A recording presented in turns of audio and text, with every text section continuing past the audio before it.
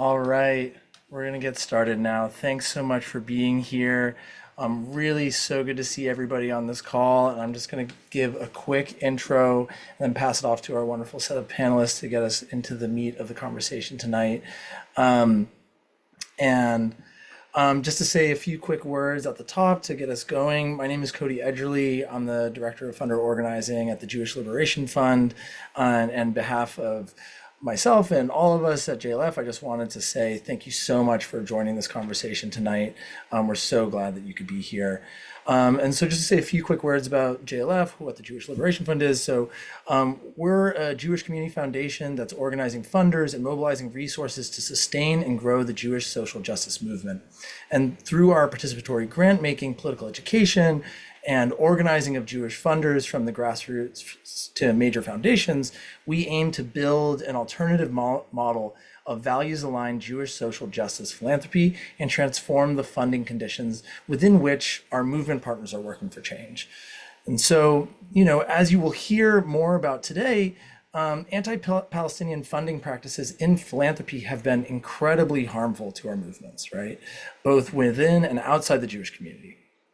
JLF is currently the only publicly accessible Jewish institutional funder that does not impose any red lines on our applicants or grantees around Israel-Palestine, Zionism or anti-Zionism, or Palestinian solidarity. And at JLF, we know that we build power through organized people and organized money. And so our task, as an institution is to organize both people and money for the sake of a powerful Jewish social justice movement, working alongside our allies and partners toward a more whole, just, liberatory future for all of us. So that's just a few quick, words to share a little bit about what JLF is. And I'm going to quickly because we have three just brilliant organizers, leaders in this work who I feel so lucky that I get to work alongside and get to hear from tonight. I deeply respect all of them. And I'm just going to quickly turn it over to Sarah Ann and introduce her to hold us through the rest of this conversation. And so Sarah Ann Meninkin works at the intersection of human and civil rights advocacy, philanthropy, and education with a special focus on Israel-Palestine. She is the Director of Programs and Partnerships at the Foundation for Middle East Peace, also known as FMEP, where she leads programming, works to deepen FMEP's relationships with existing and potential grantees, and builds relationships with philanthropic and other partners. Sarah Ann has earned her PhD from the University of California, Berkeley. This is the last line in the bio. And so much more. But Sarah Ann, I will turn it over to you for the rest of the call. Thank you so much. Thank you, Cody. Thank you so much. Thank you, Jordan, both Jordans who are doing the tech and have made all of this possible. Thank you, JLF, for bringing us together and for all of the good work that you do. I'm so grateful for the ways that you lead us and guide us and help us align our values and our actions. And I'm so grateful to everyone who came out tonight to be here. We have a great crowd. These are hard days. This is a very difficult time. And I hope that it is meaningful and nourishing for you that you came tonight and that we're going to be together and spend the next hour together in discussion. Just before I introduce Becky and Rebecca, I want to say something, a moment about what we're doing here, why we're here. We are in the midst of what feels like both an escalation and a reminder that there seems to be no floor to the violence, no floor to the horror that we are witnessing, that some of us, and that for some of us, people very close to us are experiencing. The genocidal war in Gaza is continuing, it's getting worse. Millions are homeless, Gaza is unlivable, and especially now we are watching the northern part of Gaza very closely, where 400,000 people are essentially penned in. Israel is not letting in. Today they let in a tiny bit of aid, but for the last 2 weeks, almost no aid. People are starving. The Israeli attack on Lebanon, 1.2 million people have been displaced in the last few weeks. Thousands were killed. Escalations in the West Bank. And also specifically to look at what's going on in Israel, where tens of thousands of people, of Israelis, have not been able to live in their homes for a year. or for many months, fleeing bombs, fleeing rockets, hiding now even. Thankfully, they have the protection of shelters. They have defenses that are lacking for Palestinians and for Lebanese people. And just to say all of this is happening with our US funding and our US arms shipments, which ensure the continuation of this war. So here we are as Jews, and I'm going to make an assumption that most of us in the room are American. Here we are as Jews and as Americans. Where are we? What is being asked of us in this moment? So we're here today to talk about Jews, philanthropy, politics, and Palestine. And I'm so grateful to be here with my partners and my friends, Rabbi Becky Silverstein and Rebecca Vilkomerson, two activist leaders I admire and respect. We're going to talk about this intersection, Jews, philanthropy, politics, and Palestine. And just a quick roadmap before we get started. I'm going to ask Becky and Rebecca. Becca, I'll call you Rebecca tonight just to be very clear. I'm going to ask a few questions, and I'm going to do my best to save time for your questions also, you in the audience. So please put them into the chat as we go, add your questions, and we'll come back to them. And second, before we dig into this topic, I just want to say one quick word. We have so many terms that we use without defining. We could have a whole other conversation about what any of us means by Zionism and anti-Zionism. That's not our topic tonight. I'm only using that just to demonstrate that people often don't have shared definitions of words that we're using all the time very freely. So we're talking about Palestine tonight. And what do we mean by Palestine? We're talking about Palestine broadly. That means we are specifically looking at what's happening in the land between the Jordan River and the Mediterranean Sea, in Gaza, the West Bank, East Jerusalem, inside the 1948 borders of Israel, sometimes called Israel proper. So we're talking about the land and the people on it and their struggle to survive and their struggle to be free. And we're also talking about the efforts around the world, and specifically in the US, to advocate for Palestinian freedom, to advocate for Palestinian rights. So when we talk about Palestine, we're talking broadly about the work to end the war in Gaza, to end apartheid, and to achieve freedom, justice, and accountability for Palestinians, and also for everyone who lives in that land. Okay, so now I'm going to introduce Becky and Rebecca and get us started. So first, Rabbi Becky Silverstein. Rabbi Becky strives to build a Jewish community and world that encourages and allows everyone to live a life that reflects their inherent dignity and divinity. Becky is a member of the faculty at SVARA, a traditionally radical yeshiva, and a co-director of the Trans Halakha Project. In addition, Becky is on the leadership team of Rabbis for Ceasefire and is currently developing a new project concentrating on Jewish philanthropy, while also working as an organizer and connector in the Jewish philanthropic community. Welcome, Becky. Rebecca Vilkomerson is the co-director of Funding Freedom, which is working to organize support for Palestinian liberation in the philanthropic sector. Previously, Rebecca was the executive director of Jewish Voice for Peace from 2009 to 2019. She is the co-author with Rabbi Alyssa Wise of Solidarity is the Political Version of Love, Lessons from Jewish Anti-Zionist Organizing, out recently from Haymarket Books. Welcome, Rebecca. So my first question, will you briefly, I've just given a two-dimensional introduction to each of you. Will you please briefly introduce yourselves to this audience? Give us a short overview of the journey that has brought you to this conversation.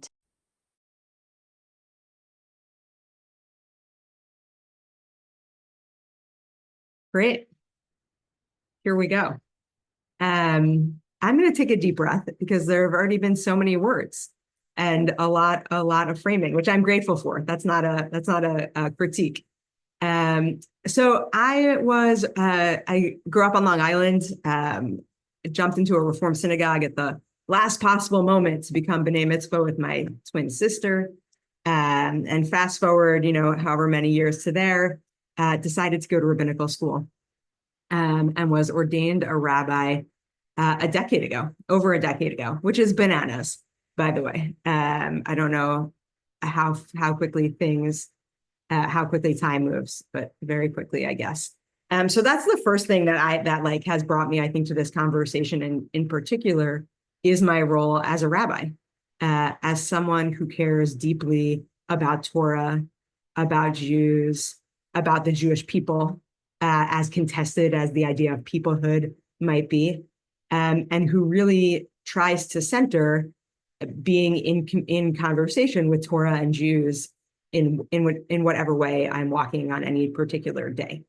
The second thing that I am bringing with me tonight is someone who has spent now like probably 15 or 20 years working for long-term cultural transformation in the Jewish world, largely around LGBTQ.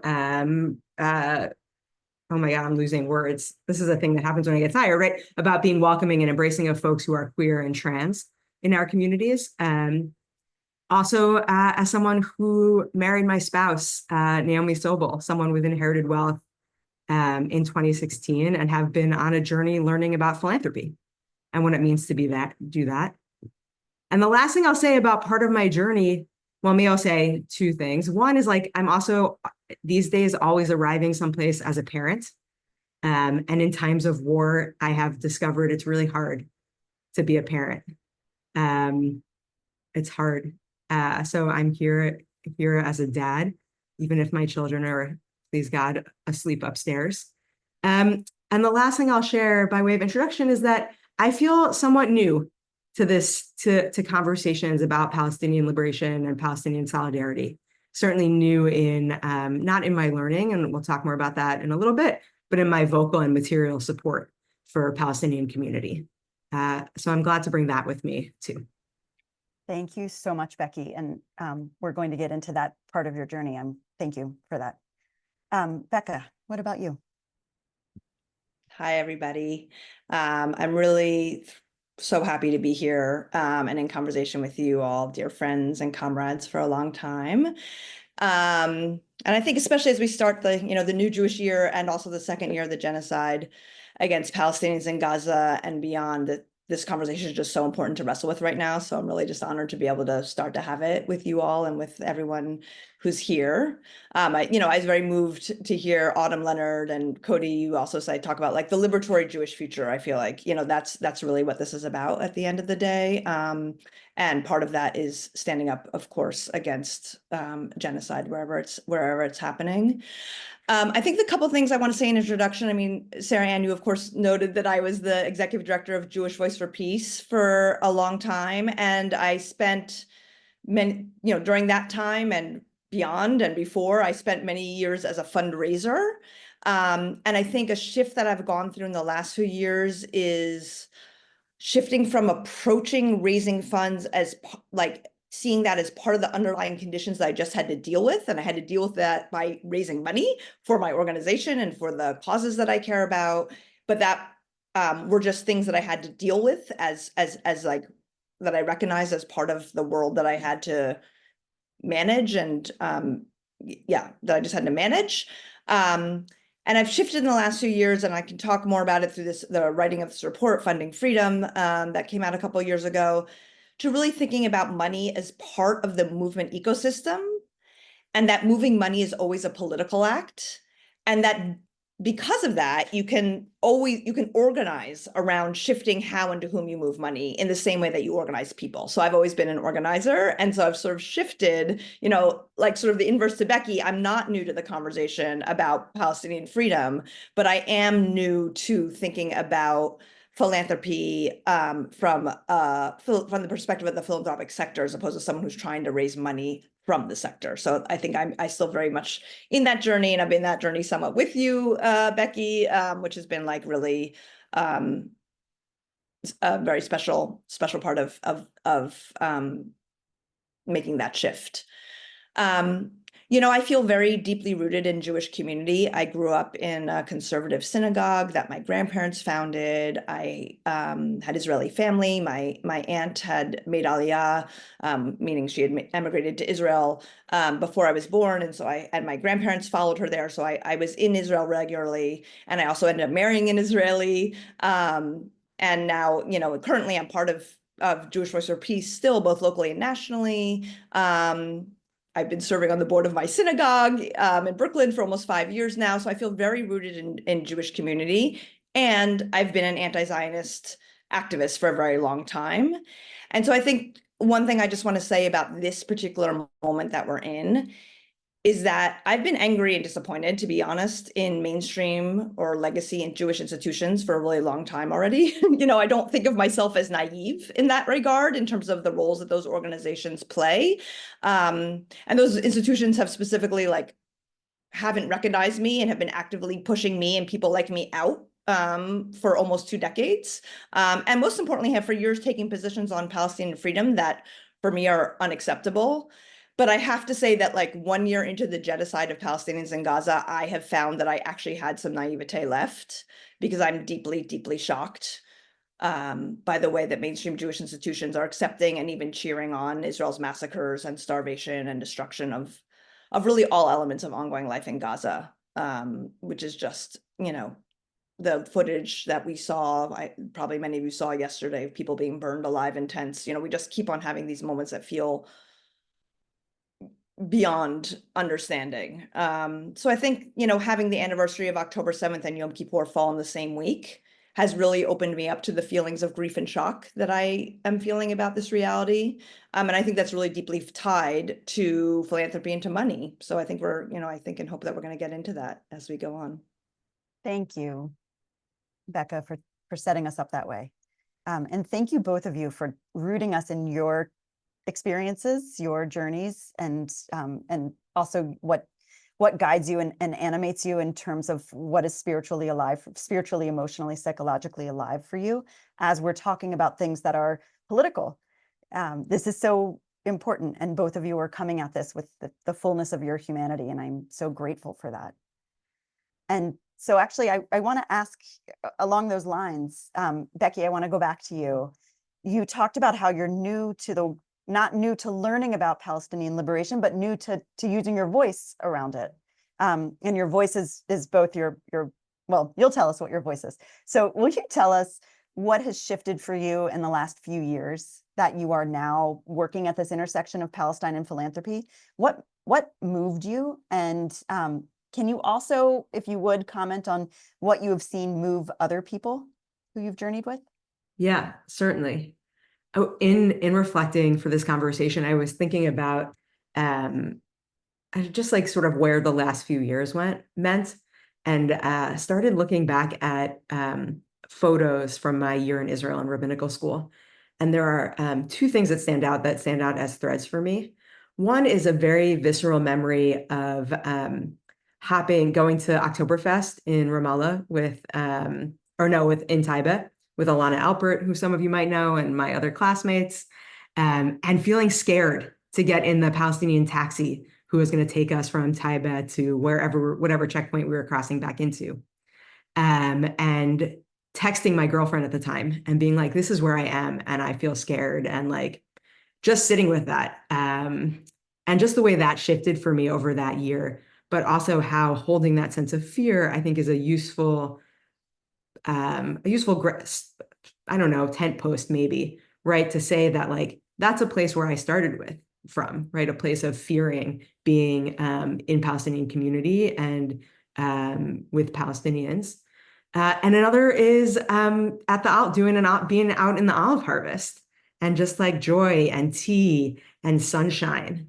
And also experiencing that and carrying those as sort of the starting points, I think, for me, between myself and my classmates around Israel-Palestine, around the occupation, the conflict, whatever language we've been using for it in whatever those conversations were happening. And that's the first thing that shifted for me, is now just a decade of conversation with people whom I deeply trust and have known for 15 plus years about my own learning and about what was happening and what my upbringing gave me or didn't give me vis-a-vis what it meant to be safe as a Jew and having Israel as a nation state there to protect us, vis-a-vis my own lack of historical and intellectual understanding, right? I'm not someone who comes into this conversation knowing the entire history of this land. And I feel very comfortable being upfront about that. So like one thing that shifted me, and I think shifts people all the time, is just having people to be in it with you, right? In that conversation with me.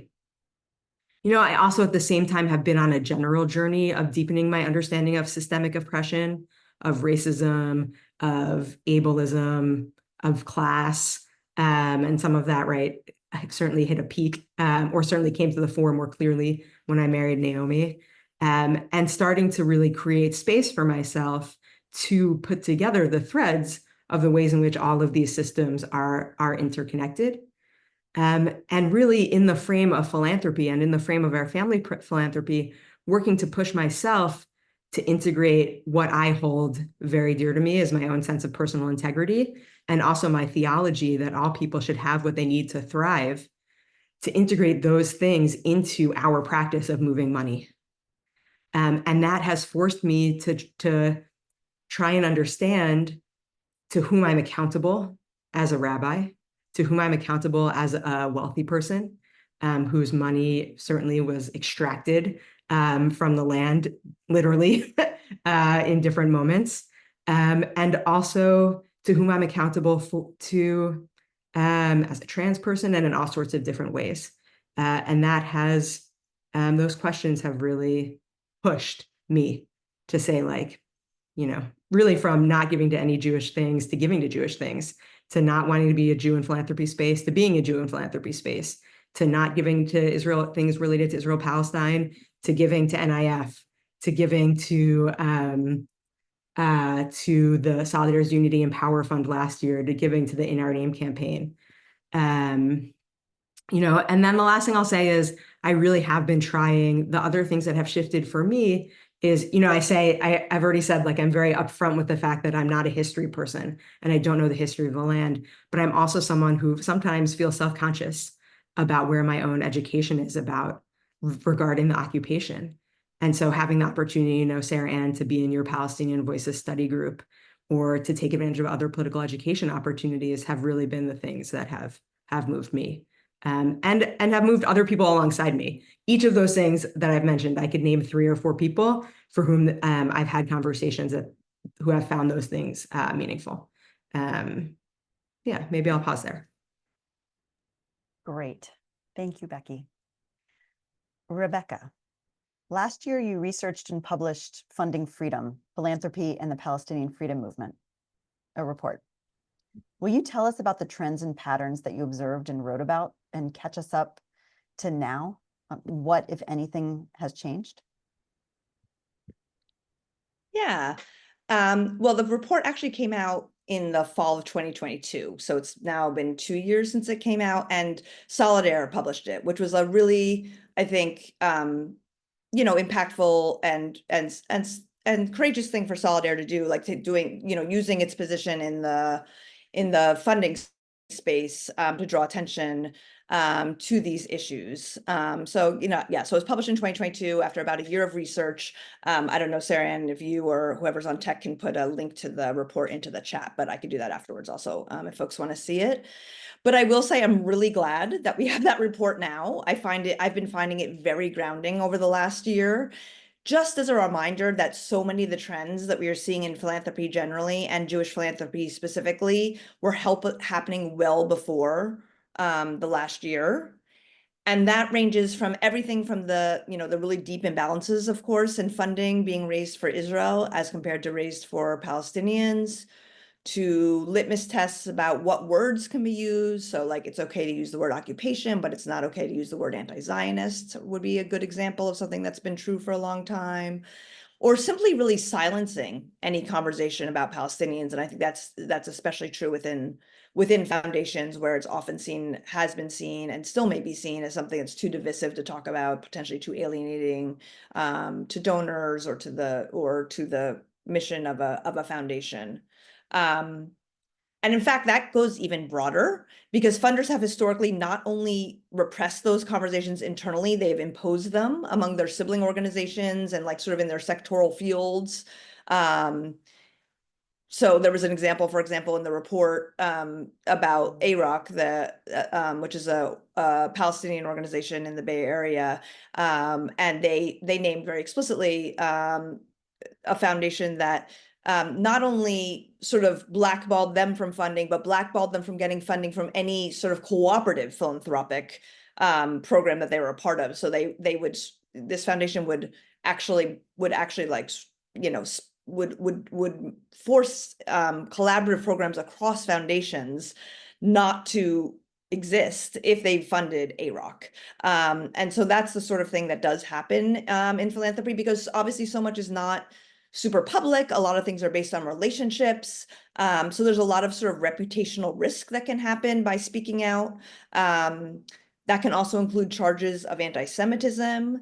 So if people talk about Israeli apartheid or about anti-Zionism, and there's the IHRA definition of anti-Semitism, which has been passed in more and more governments and locally and nationally, which basically equates anti-Semitism, anti-Zionism with anti-Semitism. And that has often led to, first of all, most importantly, it means that Palestinians who are simply narrating the circumstances of their lives can be legally called anti-Semitic based on this definition.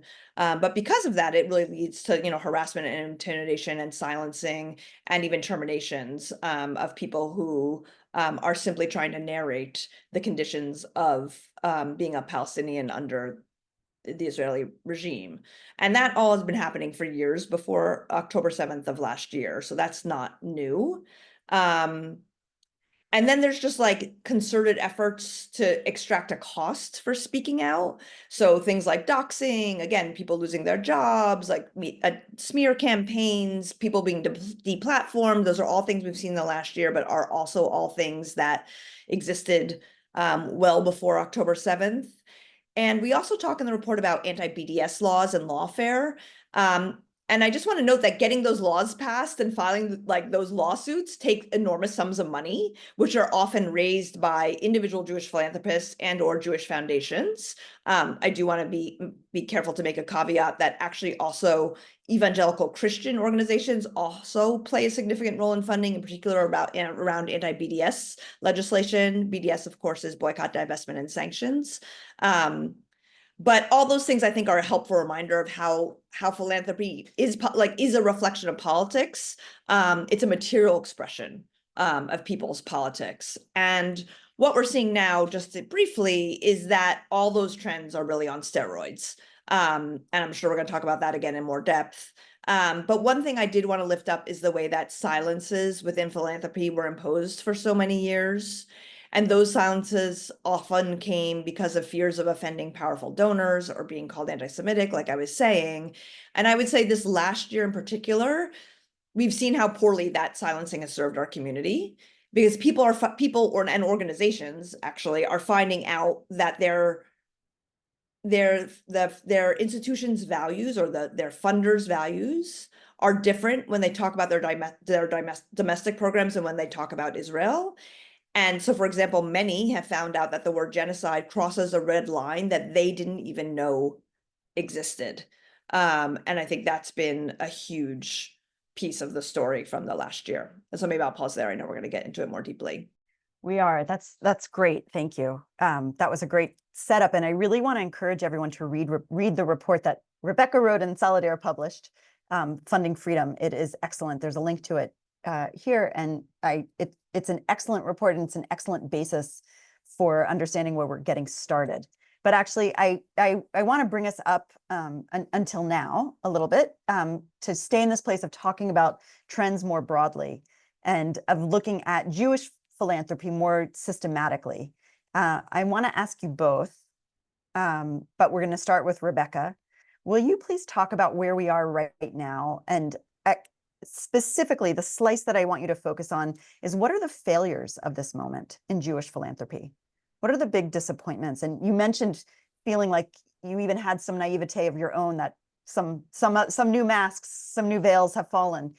Talk about Jewish philanthropy this moment. It is a tough question to answer briefly, as someone, as Isaac Lev just wrote for us. Yes, this is true. For some reason, we just have 1 hour, so everyone's got to, talk like you're from New York. So yeah, it is, unfortunately. There are many different ways to talk about the failures of the last year. I think one thing I really want to lift up is that the worst impacts have actually been not as much on organizations that mostly focus on Palestine, because I think a lot of money actually has poured into those organizations, given how much the genocide has been, top of people's mind in the last year. But on organizations that work primarily in other fields that felt called to speak out on genocide. So like climate justice organizations, reproductive justice organizations, feminist organizations, all of them have found themselves punished. And when I say punished, I mean through specific funding cuts, through threats of funding cuts, and through grants not being renewed.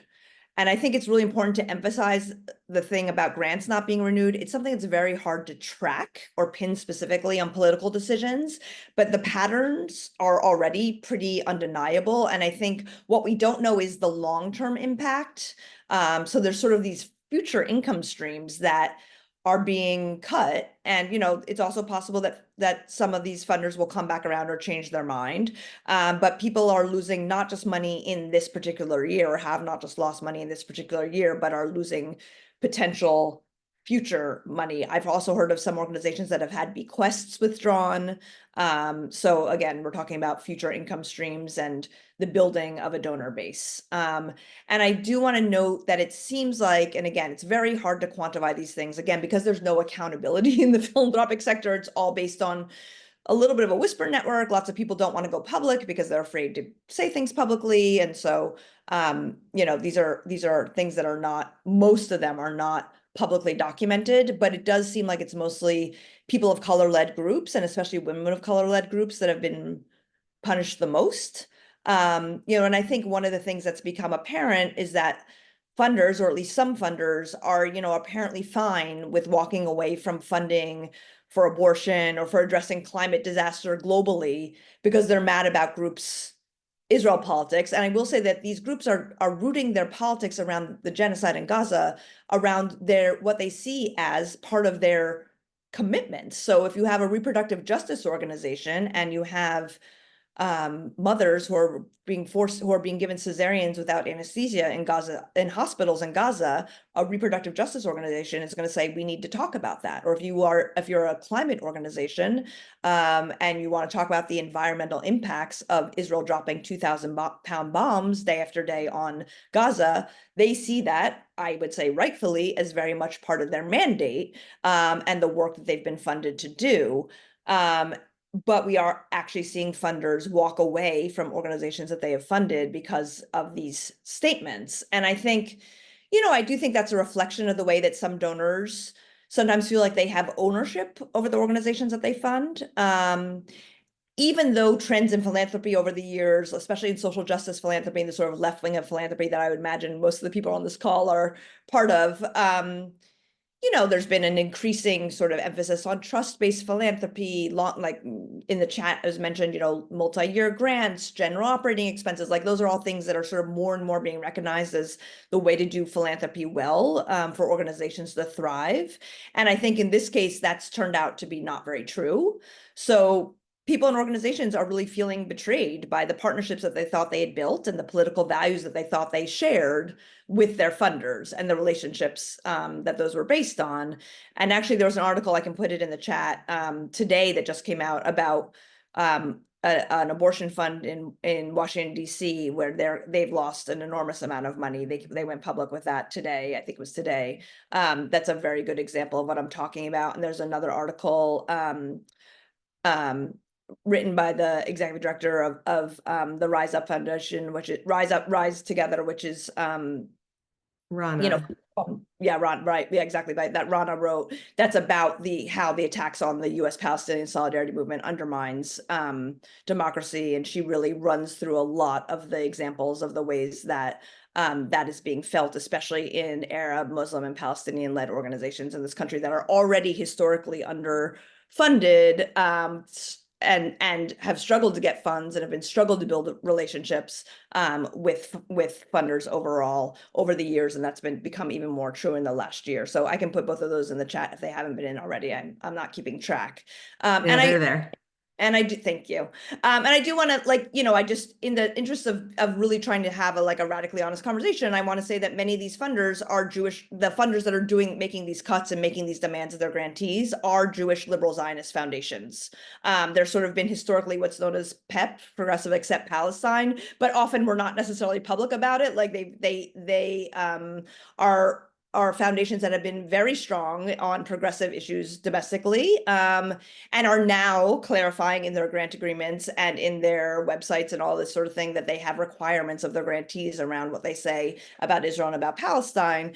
And we've been researching, Sohair Assad, who's my co-director at Funding Freedom, and I have been researching an update to the Funding Freedom report about what's been happening in the last year, and we've been gathering examples in addition to the articles that came out today of the ways that that's been playing out for organizations. And I think the last thing I want to say is that, well, I just want to actually read a very brief paragraph from an article in Alliance magazine a week or two ago that showed that at least $2 billion has been raised for Israel in the last year. And so Andrei Spokojny, who's the CEO of the Jewish Funders Network, wrote an article sort of running through this, obviously from the perspective of seeing that as an accomplishment. And one of the things he said I found really interesting, because I think it's really a sort of proud claiming of the fact that funders are exerting on their grantees this sort of pressure. So he wrote, many Jewish funders feel betrayed and abandoned by grantees they've been supporting for decades, from universities, arts organizations, and even climate movement organizations. Funders active in these spaces saw with dismay, among other things, Greta Thunberg leading a protest in Malmö, Sweden, against the appearance of an Israeli singer at the Eurovision Song Contest. Many understandably have ceased funding these organizations, and a realignment of philanthropic priorities is now underway.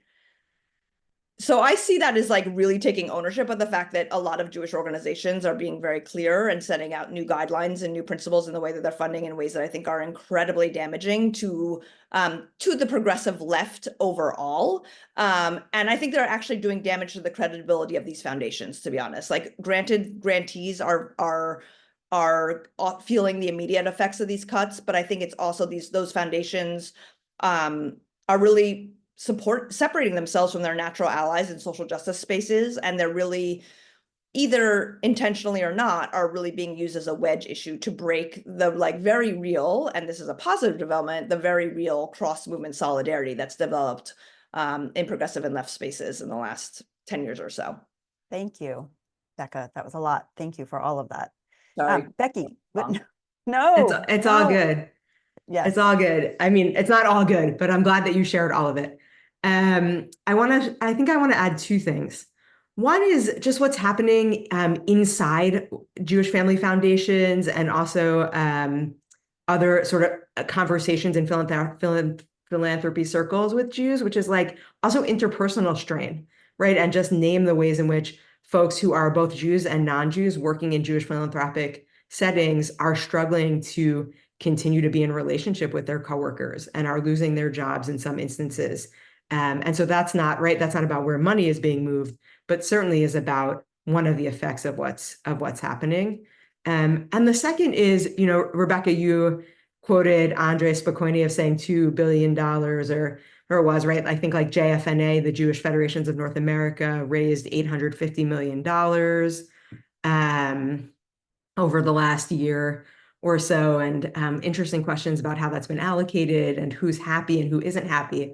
But the thing I want to make sure we put a point on is that that money is a values expression, right? And Rebecca, you implied this in lots of ways, but to be clear that money creates a narrative which says that the Jewish community is preferencing, or much of the Jewish community at least, is preferencing Israel and centering Israel and protecting Israel, or maybe it's Israel as a nation state, maybe it's Israel as a paragon of Jewish safety, maybe it's Israel as our attachment to Jewish peoplehood, but from a grounded values perspective is choosing to center that value above everything else, which is, I think, really human and also really unfortunate. And I think, unfortunate here, I think is an understatement. Thank you, Becky. Yeah. I feel like I want to clarify just one one tiny thing quickly. Rebecca said at the start that organizations that work on Palestine or doing Palestinian freedom haven't seen as much loss in their budgets, because really what we're looking at is how Jewish philanthropy or Jewish foundations have reduced their funding to organizations that are not focused on Palestine. I want to put an asterisk on that, because actually Israeli and Palestinian human rights organizations have lost funding. Many of them have, in the aftermath of October 7th, had their funding pulled or frozen by many of their largest institutional funders. And that is really, again, a reality. That is not specifically about Jewish philanthropy, but it's something that, and I'm happy to talk about it at the Foundation for Middle East Peace. We fund widely and deeply in Palestinian and Israeli civil society, the human rights sector. And so I can say both that funding was pulled, people were in absolute emergencies, and funders stepped up.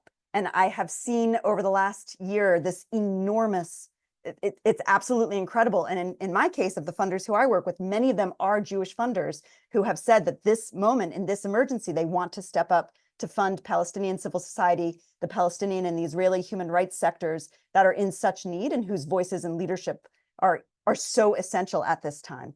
So that's the negative, and that's the flip side positive. And so that's something that I have absolutely seen at the Foundation for Middle East Peace. And Becky, that is the question that I want to ask you next, which is, what are some of the positive developments of this moment that you've seen? Yeah, thanks for the question. I want to lift up, I know we're not at questions in the chat, but as answering a question, I want to lift up Benjamin's comment in the chat around the schism in the Jewish community. And part of that schism holding an implication that the progressive Jewish community needs to create a movement and institutional ecosystem from a very small base. And I want to lift that up for a few reasons. One, just to affirm that, yes, that schism is happening. Alyssa Weiss wrote about it in Time last week, maybe. There are so many people thinking about it. We could talk about that itself for like 6 or 8 hours and then still need more time. So that's there. And also, yeah, right, what is happening that is creating that infrastructure in part, or responding in other ways? So the first thing I want to say is, like, JLF is hosting this call. So I just want to give a nod to JLF and say, like, the Jewish Liberation Fund is part of creating that infrastructure, both from a very small base that already exists and also in expanding the base. And so Naomi and I are seed funders of JLF. We believe in their mission. Great.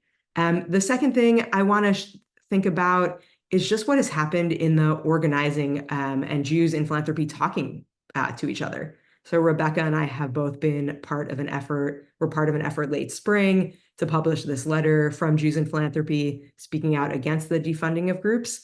And that is an organizing base to work from. And there's lots of potential in that base. And in this moment, that base is being organized towards the In Our Name campaign, which is a Jewish-led campaign that is supporting Palestinian-led efforts to build safety, dignity, and self-determination in Palestine, and also supporting solidarity and other organizing among Palestinian and Arab and Muslim communities in the US, which isn't about that infrastructure, but it's just one example of ways in which Jews in philanthropy in this moment are being organized Latova, for the good. And then I'll say that, like, I'm working on this project, and I wish that we'd finished our branding and I had a fun name to share with all of you, which is about organizing Jewish donors and funders who are to the right of me. And I would say, like, are more centrist, in a way to say, like, let's not keep drifting right. I heard Maurice Mitchell say 2 years ago, maybe, right, that we have to wake up every morning and make a commitment not to be pulled right by white supremacy and fascism. Right. And so there is some of the infrastructure being built alongside JLF, who's also doing this, to collect people and say, like, let's just pause, let's put out our values here and look at how we're moving money and how we're moving in relationship to the world. And hopefully there will be more about that to share, not tonight, but in the near future. Great, thank you. Becca, same question for you. What's positive in this moment? What are some of the new developments you want to talk about? Yeah, I mean, first of all, I just want to say, Sarah, and I really appreciate the clarification you made. And I also think it's, it's very important. It's easy because it is a short period of time of answering to make these like big generalizations. So I just really appreciate the opportunity to talk about the ways that things have, that obviously philanthropy is not a monolith. Who's in philanthropy is not a monolith. Like different people are having different responses. And so we just need to be able to like tease those out as best we can when we can, while also noting like the bigger patterns and trends. But yeah, I mean, I think it's really true that there's a lot of, I think, a lot of people have been activated in this moment. And we've seen that, for example, in the Solidaire Network and the way last fall that they raised, I think, $4 million for organizations working on Palestine, both in the US or maybe only in the US, I'm not sure. Isaac Lev maybe can clarify that in the chat, whether it was just in the US or also on the ground, which was obviously a lot. That's a lot of money in a very short time, and that was really impressive. There's a new network called Funders for Palestine, which started, a few weeks after October of last year, thinking it was going to be a short-term sort of place where people could gather, and has now built a real infrastructure and has a steering committee and has longer-term plans. So that's, really, really important that people are finding each other in those spaces. And then Funding Freedom, the project that I'm working on, which actually launched like a week literally before October 7th, I think is like indicative again of the longer term trends of trying to think about ways to like de-exceptionalize Palestine in philanthropic spaces. And we've been able to do a lot of political education work and bringing together various folks, in addition to the In Our Name campaign that Becky mentioned and the Jews in Philanthropy letter. So like my feeling is very much not at all that it's all bad. Like I think we're seeing a lot of people, as we often do in moments like this one, sort of wake up and really question themselves and try to learn more and try to find their people and figure out who their people are. And so and the fact that it's both infrastructure being built and also an immediate response, I think is really, really important. And maybe goes back, and we can go into this more deeply, Benjamin's questions about like, are we building a new Jewish community or trying to work within the old one? Great. Thank you. Thank you both. Well, I want to ask you, there was one of the early questions in the chat was about this mission. Is the mission being the creation and funding of a new liberatory Jewish future, or the funding and creation of an infrastructure for progressive Judaism that needs to split from the current American Jewish community? You could reinterpret that question, but it was asked, and it seems to be a theme in the chat of where are we going with this? There's a schism here. What are we building? What's the infrastructure? Are we building something completely new that is separate? Are we still working within and trying to talk to Jews in mainstream Jewish communities? I'm curious how you both see where you're working and what you're trying to do in your work here. Becky, will you start us off, please? I mean, I'll jump in just by saying that all binaries are false binaries, that one included, right? That it's not an either or question here. And that I think part of what we need to do to move folks and to be in conversation with progressive Judaism is to create more compelling communities, more compelling stories for folks to become a part of. And so it is in some way, and I'm seeing that, some in my work, some in the work that In Our Name is doing, certainly in the Jewish caucuses in Solidaire and Women's Donor Network, right, of people really wrestling of what it means to be Jewish and to take that Jewish identity and their Jewish values into their philanthropy and create a new story for themselves of what that might be and how it might bring meaning into their lives.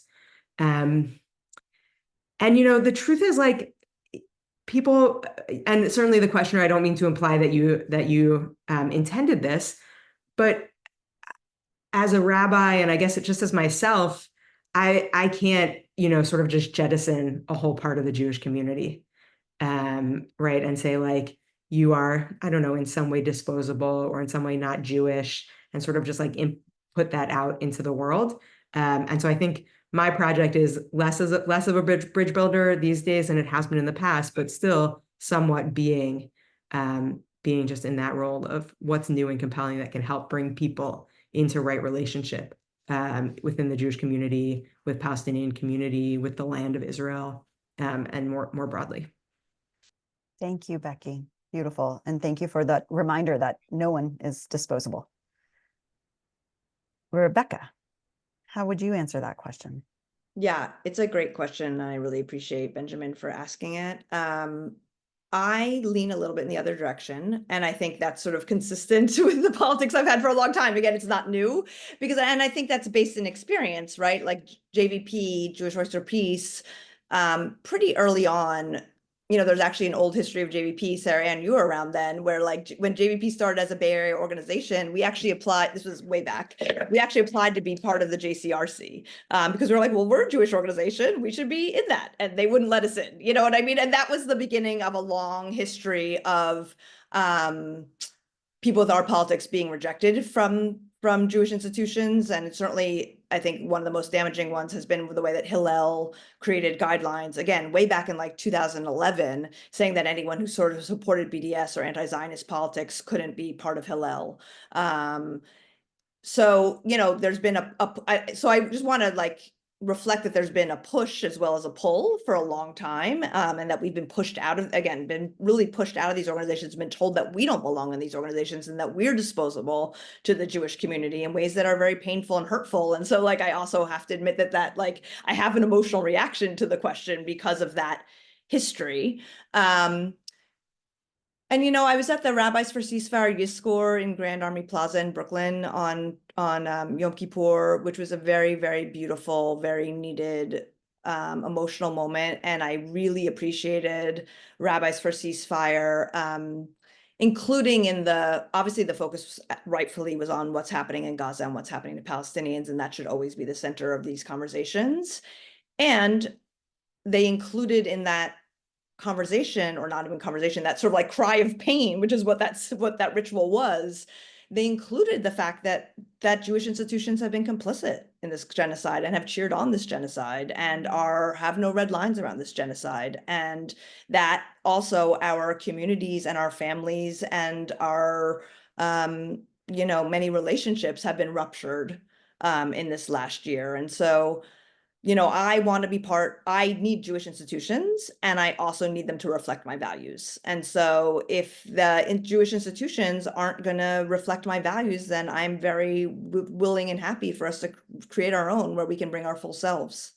And I think that actually could be that rupture is also an enormous opportunity to build institutions that not only support Palestinian freedom, but, are more welcoming to interfaith families, and are more welcoming to trans Jews, and are more welcoming to Jews of color, and are more, lots of the Jewish institutions have failed in a myriad of ways, not just around Palestine.